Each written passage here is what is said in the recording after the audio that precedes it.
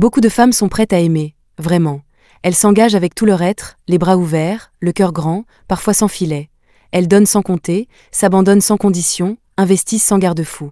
Mais ce que peu d'entre elles osent envisager, c'est la possibilité de devoir partir. Elles sont prêtes à aimer, mais rarement prêtes à se retirer si la relation devient toxique, vide ou destructrice. Et pourtant, aimer en conscience, c'est aussi avoir le courage de dire non.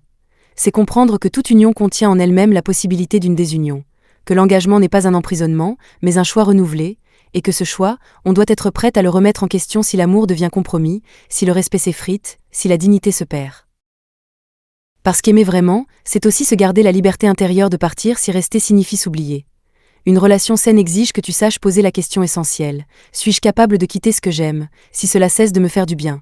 Si la réponse est floue ou inconfortable, alors peut-être que tu ne t'engages pas depuis la pleine conscience de toi, mais depuis un vide affectif, une peur de l'abandon ou un besoin de validation. Trop d'hommes aujourd'hui cherchent à se nourrir des femmes.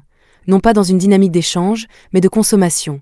Ils veulent recevoir de l'attention, du corps, du temps, des soins, de la tendresse. Ils veulent une femme lumineuse, présente, généreuse, mais sans toujours être préparés à lui faire face, à la soutenir, à la mériter. Et souvent, quand ils rencontrent cette femme exceptionnelle, celle qui incarne profondeur, intelligence, puissance et amour, ils ne savent tout simplement pas quoi en faire. Ce n'est pas qu'ils sont mauvais par essence, mais nombre d'entre eux n'ont pas été éduqués à accueillir la grandeur émotionnelle d'une femme. Ils n'ont pas appris à entretenir une relation avec conscience, à se remettre en question, à aimer avec maturité.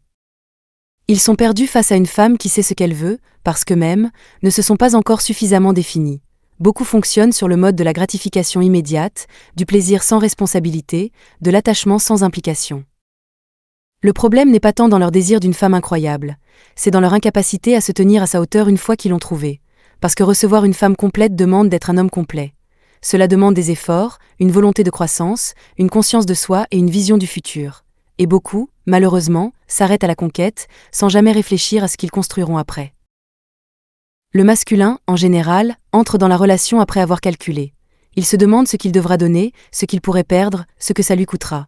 Il réfléchit avant d'agir, mais cette réflexion est souvent tournée vers l'évitement de l'effort, plutôt que vers l'élan de contribution. Là où la femme agit avec instinct, le don de soi et avec élan, l'homme, lui, peut rester figé dans l'analyse, dans le doute ou dans le confort du rien. Alors oui, aime avec générosité, mais aime-toi assez pour savoir partir, sois capable de t'engager et de te désengager. Parce qu'un amour sain ne peut exister que dans la pleine liberté d'y rester ou d'en sortir. Et c'est cette liberté intérieure qui fonde ta véritable puissance. Et pourtant, malgré tout ce que tu es, malgré ta beauté, ton indépendance, ton intelligence, malgré le fait que tu travailles, que tu assumes seul tes responsabilités, que tu as ton propre chez toi, ta liberté, ta dignité, malgré ton éducation, ta culture, ta finesse d'esprit, malgré tout cela, tu te retrouves figé quand la relation se dégrade. Tu ne sais pas comment partir. Tu ne sais même pas si tu dois partir, et cela, en soi, devrait t'interpeller. Car en réalité, ce qui te déroute, c'est de réaliser que l'homme que tu as en face de toi ne reflète pas les valeurs que tu portes. Tu refuses encore de l'admettre, mais il est en décalage profond avec ton monde intérieur. Tu sens qu'il ne t'élève pas, qu'il te diminue subtilement. Et pourtant, tu restes. Pourquoi ? Parce qu'il a su dire les bons mots, il a su se façonner sur mesure, t'offrir le discours que tu attendais, il s'est présenté comme l'écho de tes rêves, mais ce n'était qu'une façade habilement construite. Alors tu lui donnes encore et encore des chances, tu lui pardonnes l'impardonnable, tu justifies l'injustifiable, parce qu'il t'a dit que tu étais la femme de ses rêves, et toi, tu as voulu le croire. Tu as voulu y croire si fort que tu as suspendu ton discernement. Tu as confondu ses mots avec ses actes.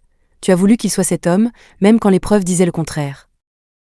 Le plus ironique, c'est que tu es véritablement cette femme que beaucoup d'hommes recherchent. Forte, belle, indépendante, cultivée, tendre et loyale.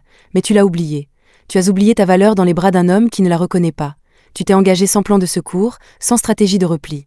Tu as misé tout ton être sur le lien, sans réfléchir à l'éventualité qu'il te fasse du mal. Et c'est là que le piège se referme. Pendant que tu deviens la femme idéale dans son monde, lui s'infiltre comme une ombre dans le tien, jusqu'à devenir ton pire cauchemar. Ce n'est pas que tu n'es pas capable de partir.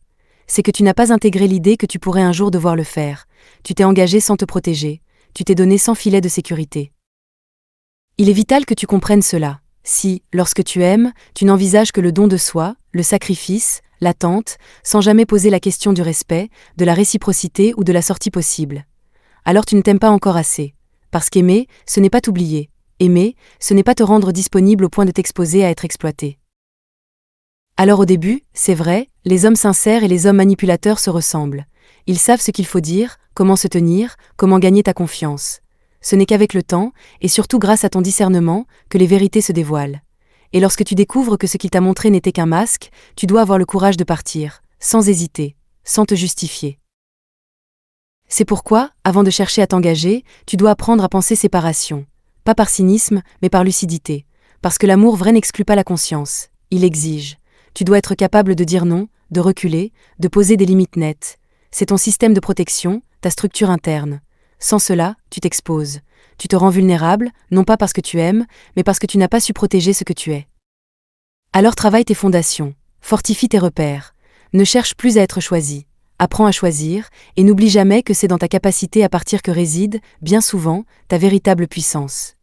Cette vidéo te parle peut-être, n'hésite pas à me le dire en commentaire. Le contenu t'a plu, alors abonne-toi, mets un pouce bleu, et active la cloche des notifications pour ne rien rater. Merci, et prends bien soin de toi.